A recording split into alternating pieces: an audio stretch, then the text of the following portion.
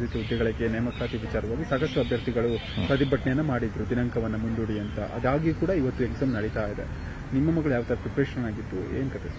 ನಮ್ಮ ಮಗಳು ಇದು ಸೆಕೆಂಡ್ ಟೈಮ್ ಬರೀತಾ ಇರೋದು. ನಮ್ಮ ಹುಡುಗಿ ಬಹಳ ಕಷ್ಟಪಟ್ಟು ಓದ್ತಾ ಇದ್ದಾಳೆ, ಹಗಲು ರಾತ್ರಿ ಓದಿದ್ದಾಳೆ. ನಮ್ಗೆ ಹೋಪ್ ಇದೆ ಪಾಸ್ ಆಗ್ಬೋದು ಅಂತ ಅಂದ್ಬಿಟ್ಟು. ಲಾಸ್ಟ್ ಟೈಮ್ ಆಗಿದ್ಲು, ಲಾಸ್ಟ್ ಟೈಮ್ ವೈವನಲ್ಲಿ ಹೋಗ್ಬಿಡ್ತು ನಮ್ಮ ಮಗಳದು. ಅದರಿಂದ ಈ ಸತಿ ಸೆಕೆಂಡ್ ಟೈಮ್ ಬರ್ದಿದ್ದಾಳೆ ಎಕ್ಸಾಮು. ಪ್ರಿಪೇರ್ ಆಗಿದ್ದಾಳೆ, ಚೆಂದಾಗಿ ಬರ್ದಿದ್ದಾಳೆ, ಎಲ್ಲ ನಡೀತಾ ಇದೆಲ್ಲ ಒಳ್ಳೆ ರೀತಿಯಲ್ಲಿ. ಸರ್ ಅದು ಆಗ್ತಾನೆ ಇರುತ್ತೆ ಸರ್. ನಾವು ಅವುಗಳನ್ನೆಲ್ಲ ನೋಡ್ಕೊಂಡು ಹೋಗ್ತಾ ಇದ್ರೆ ಎಕ್ಸಾಮೇ ನಡೆಯೋದಿಲ್ಲ. ಇವತ್ತು ಒಂದು ಕೆಪಿಎಸ್ಸಿಯಲ್ಲಿ 2018 ಮತ್ತೆ 17ನೇ ಸಾಲಿನಲ್ಲಿ ಇದ್ದಂತಹ ಅಭ್ಯರ್ಥಿಗಳಿಗೆ ಈ ಎಕ್ಸಾಮ್ ಬರೆಯೋಕ್ಕಾಗಲ್ಲ.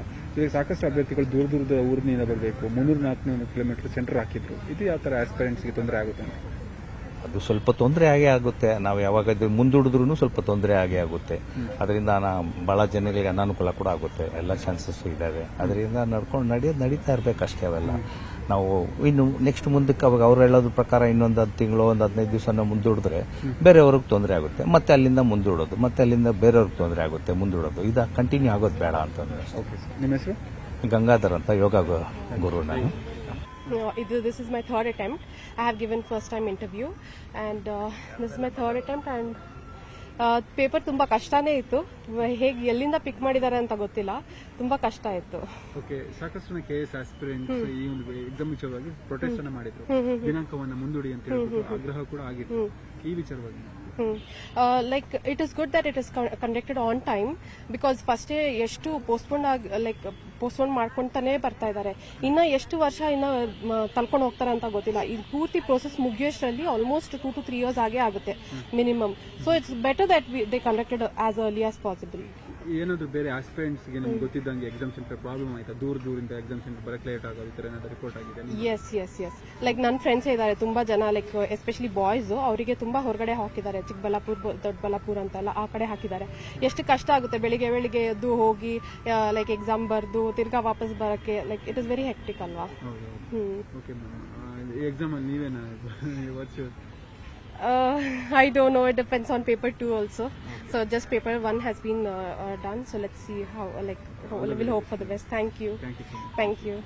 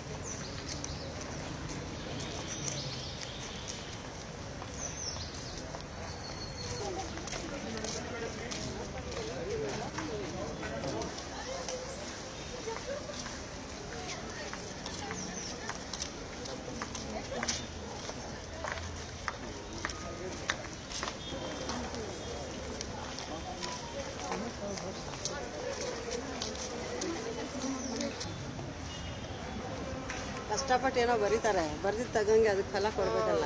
ಅದೇನು ಕರೆಕ್ಟಾಗಿ ಏನು ಇಲ್ದಿರ ಅದು ಮಾಡಿದ್ರೆ ಯಾರು ಚೆನ್ನಾಗಿ ಓದ್ತಾರೆ, ಯಾರು ಚೆನ್ನಾಗಿ ಬರೀತಾರೆ ಅವ್ರಿಗೆ ಮಾತ್ರ ಕೊಡಬೇಕು. ಇದು ತಗೊಂಡು ಯಾಕೆ ಮಾಡಬೇಕು ಅವೆಲ್ಲ ಮಾಡಬಾರ್ದು. ಅದೇ ಹೊಟ್ಟೆ ಉರಿಯೋದು. ನಾವು 2 times 3 times ಬರೆದಿದ್ದಾಳೆ, ಚೆನ್ನಾಗಿ ಬರ್ದವಳೆ.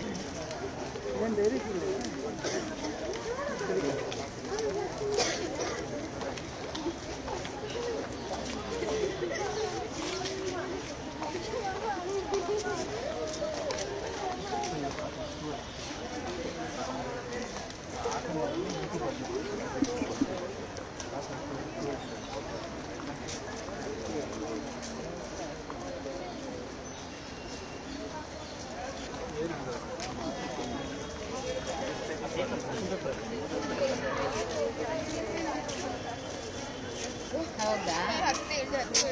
ಹಾಂ